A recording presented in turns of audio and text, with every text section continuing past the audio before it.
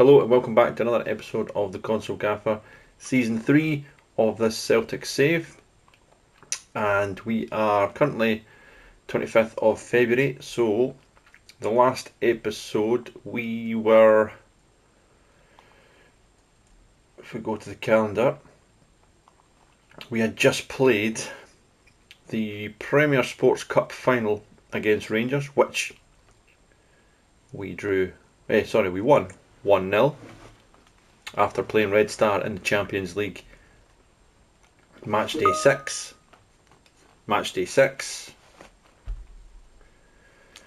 So just to bring you up to date of where we are and what's happened since between then and now.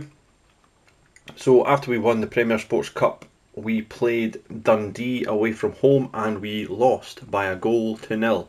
As you can see, we made a few changes in the match. Dane Murray coming in, Leasy coming in at left back, McGilly playing. So yeah, we made a few changes in that match, but we lost by a goal to 0. Again, we had 20 shots, 9 on target. We were by far the better team, but we just couldn't get back into it after that, and it was a loss. So the first loss of the season in the league, 1-0 against Dundee. We then followed that up with a nice, comfortable 5-1 victory against Hearts at home, where it was a dominant showing for the boys. Alspo, Urbanski, Shankland got one back there for Hearts, but then it was Lelicet and a double for Amenga late on to continue his fantastic scoring form in the season.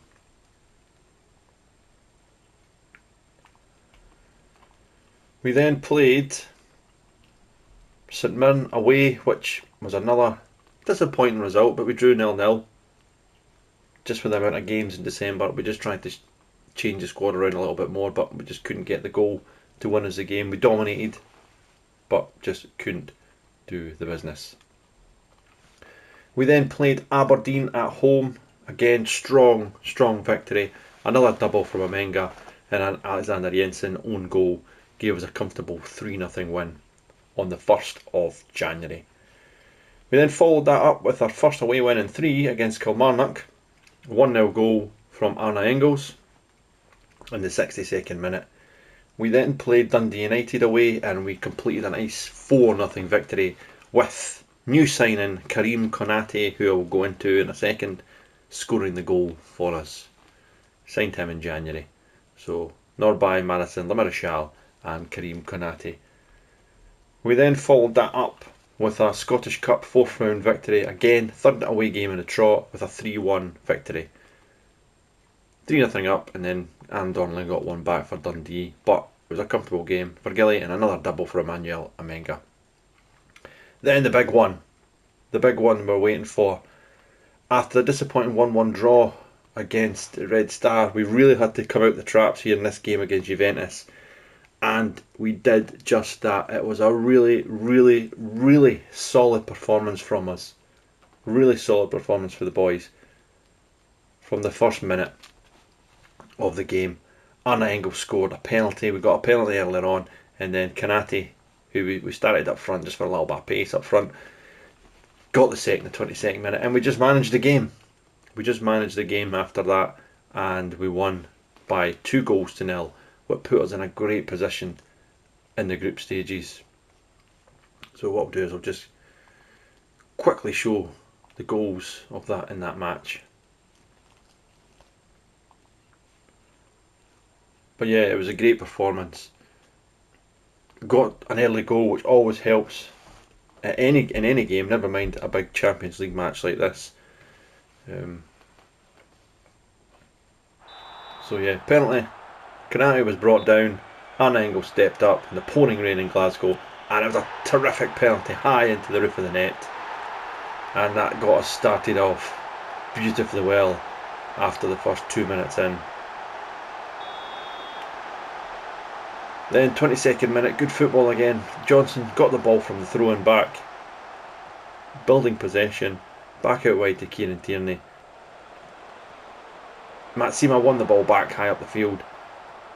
Tierney gave it to Alspo. Alspo with a lovely ball over the top looking for Lelicet. Lelicet, great first touch, delivers the ball in. So yeah, Tierney got the ball out wide. Ospo, patient play over the box to Arabanski, who just chested it down to Kanate, who tucks it away to the back of the net. Fabulous finish. 2-0 up after 22 minutes. And we just managed the game after that. Very good performance for us. And as you can see, with the new update, it gives you a lot more information. We had more shots on target, better XG. Saying we had one clear-cut chance, but passes completed were 91%. So yeah, it was a very good performance, and that put us in a strong position in the Champions League group stages. So after that, it was a game against Wraith Rovers. Now, league game against Wraith Rovers, absolutely outstanding performance by the boys again. Wraith didn't know what hit them. We made one or two wee changes, but by and large we went quite strong. And yeah, very, very good performance from us. Again, we'll just quickly show you the goals. But La Marichal scoring 4 goals in the game. Delap with a hat-trick as well. Amenga getting in the act. Very, very good performance from us. So we'll just quickly show you the goals and let you run through. The 11 goals in the game, 10 for us, 1 for Wraith Rovers. I think that's probably my highest win in my career, in this career save so far. So sun was shining at the weekend. Vigili got the ball and he just drove, gives the ball down line to Amenga, back to Vigili, delivers it to the box, and there was Felix La Marichal to give us an early lead in the match. Good header, good cross, 1-0.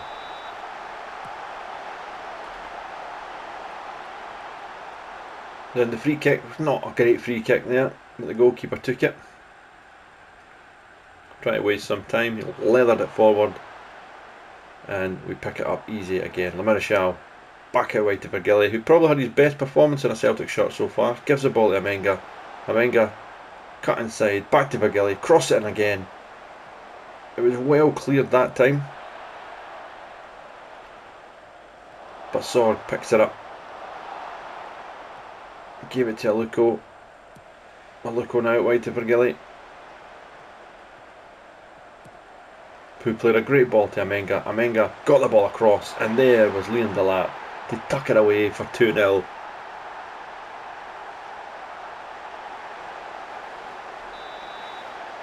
Madison free kick, played it short to La Marichal. Not the best of balls. Summers got it back, but then a poor ball which Aluko took and he strode forward with it. Gonzalez, great ball in, and there's Big Amenga. Flag went up, but he was definitely onside, and that was 3-0 to a rampant Celtic in this game.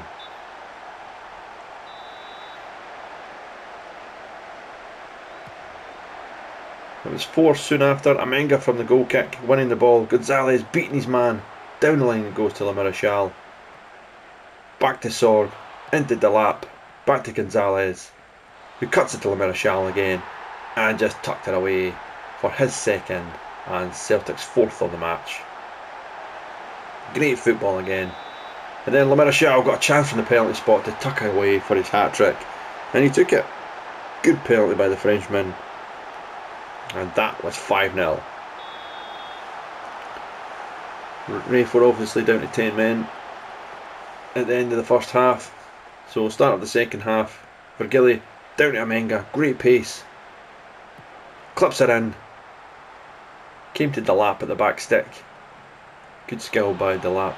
Back to Sorg. Crossing the back post, Vigili took it down. Madison, Vigili again, and then Vigili just tucks the ball into the back of the net with a nice tidy finish from a tight angle. And that was number 5.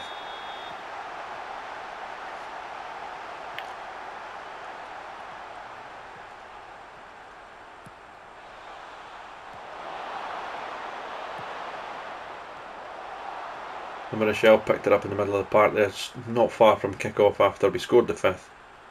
Amenga, lovely skill by the big man. Back to Virgili. Played a long ball into Gonzalez. Touch back to Sorg. But good defending there. And Shields drove forward for Wraith.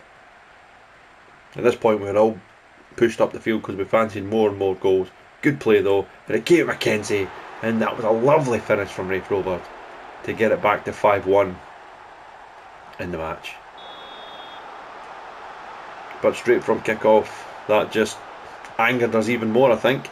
And we went straight up the park. Great ball, and Le Marechal got his fourth in the match and our sixth in the game. Straight from kick-off after Wraith Rovers scored. Brilliant play.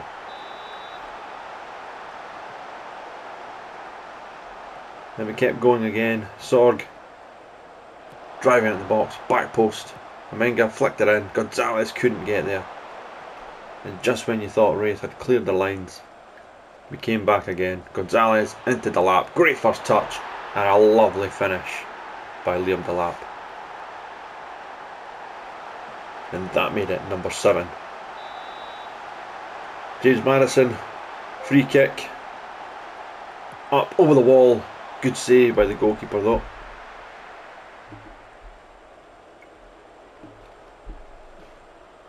Again, just try to waste a bit of time. Clipped it forward, but it was a poor ball.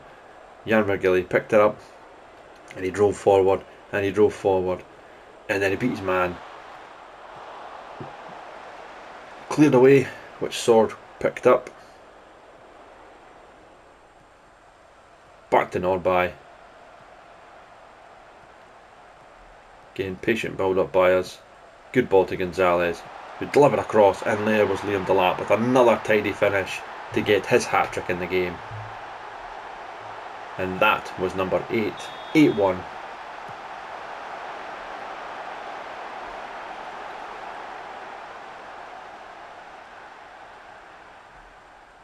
And we just continued to go.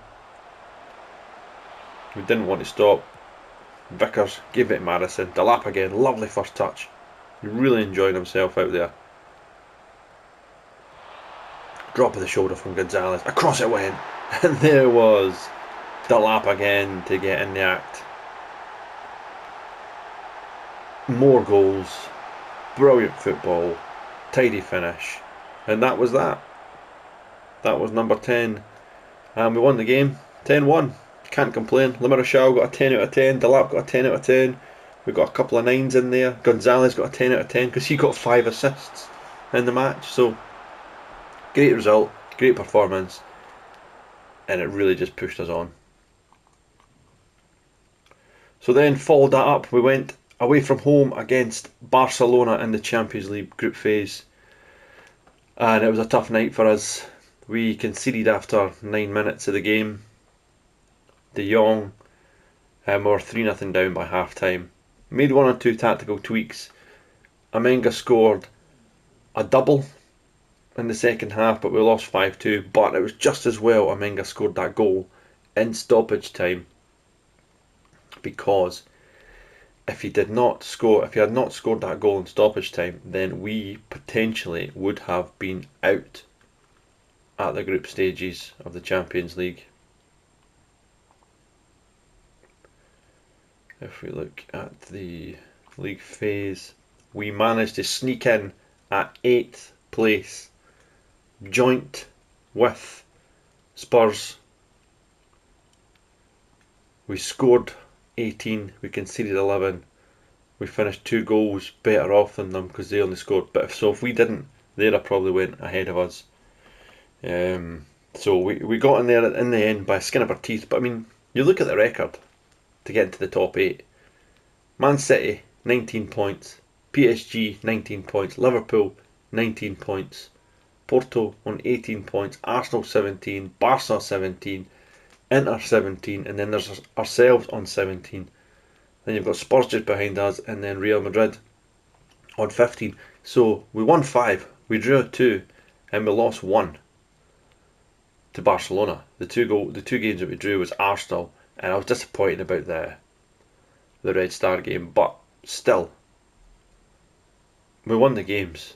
that we were expected to win, apart from Red Star, which is excellent. So 17 points is not a bad shout to get into the next stage of the Champions League. And that's where we are. So, coming to that, we managed to get out to the last 16 of the Champions League. But we'll get to who we're playing next. We then played Hibs at home, which our goals continued, as we beat Hibs by 5-1. Oliver Sorg, another hat-trick from Amenga, and a Marcel Ruiz goal gave us the victory. Lelicet, Alspol, Lelicet again, and Johnson all getting assists. But what a signing Amenga's been. Paid £20 odd million for him, but he's bagging the goals at all levels. Then the goals continued again early February, where we beat Motherwell by 4-0. Again a double Amenga, Ruiz and a Liam Delap in the 91st minute I should say. Done the business. We then played East Kilbride in the Scottish Cup, where we made some changes, and Delap scored 2, Ruiz scored 2, and Lelicet scored as well. But when we're saying we're making changes, we've still got a very, very, very strong squad. We really have. Then back in the league, we played St Johnstone, and it was a comfortable 3-0 win. Double for Amenga and a Karim Konate goal. Which takes us up to date here with a game against Rangers, which was a 1-1 draw.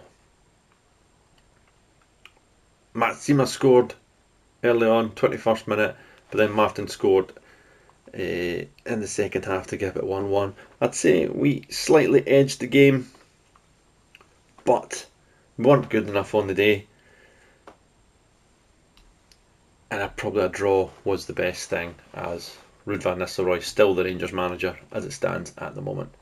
So yeah, that takes us up to date with where we are now. The Champions League quarter-final draw has been made, and we are up against Marseille, 29th of February, in the quarter-finals of the Champions League. Away first, home in the second leg.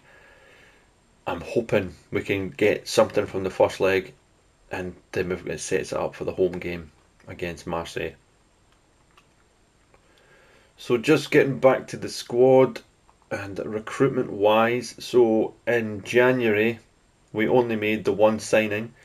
We brought in Karim Konate from RB Salzburg for £15.75 million.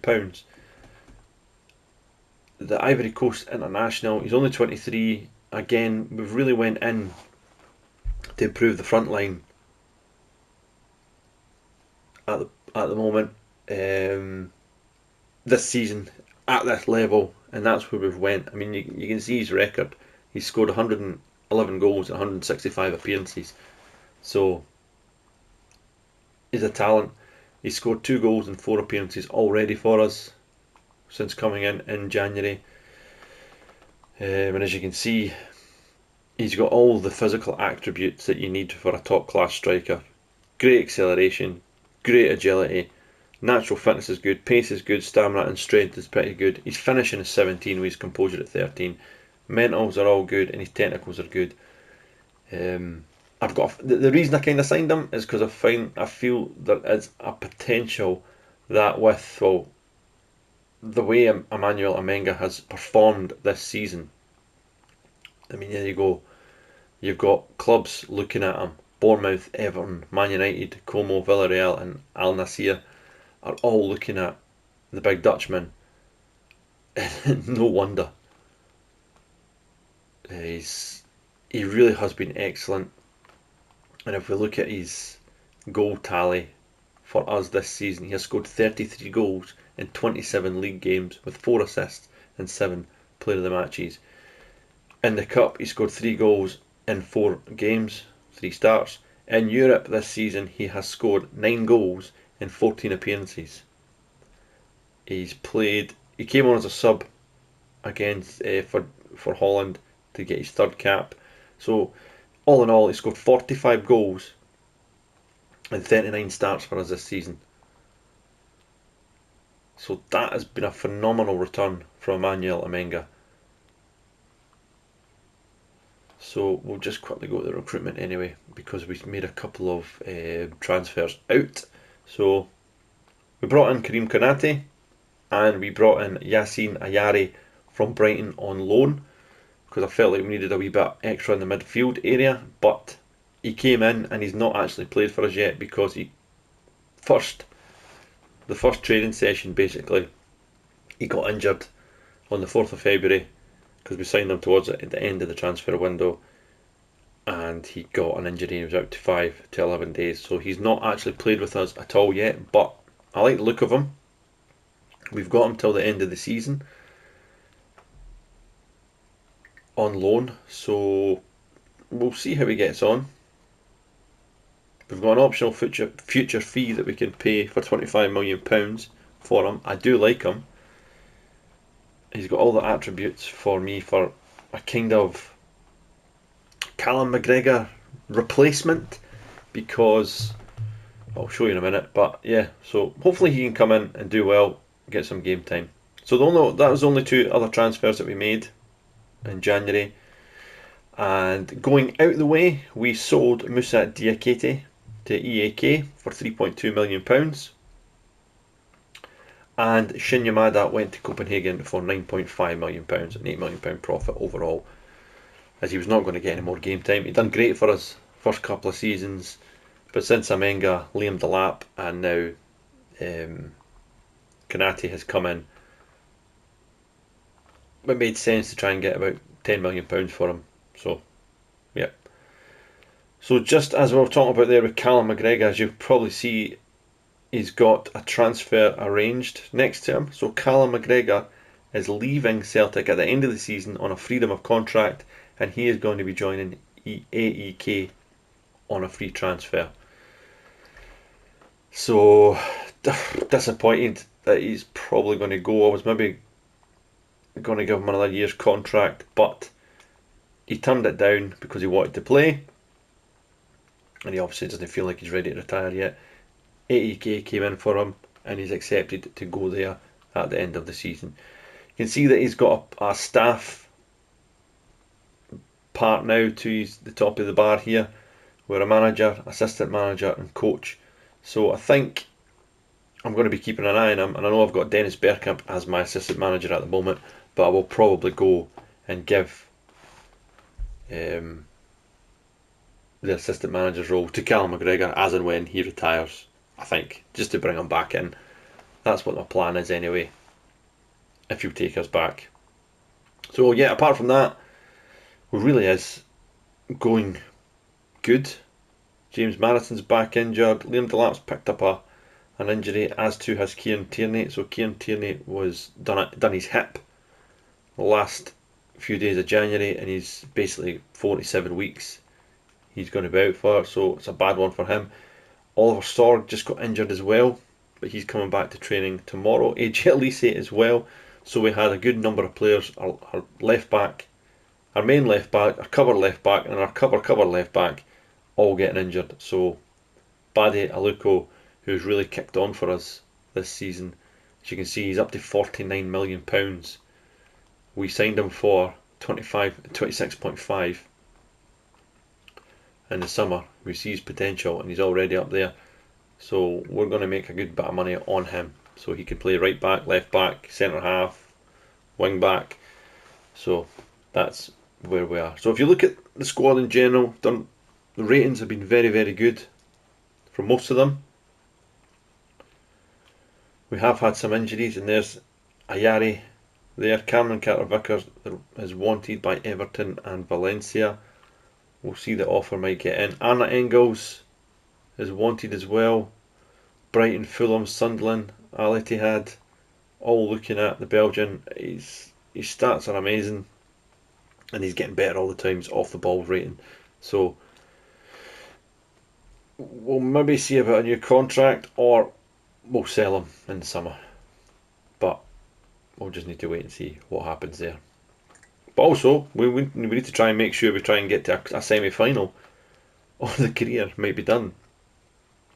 But it is what it is, and we'll see from there. So yeah, that brings us up to date on where we are in this Celtic save.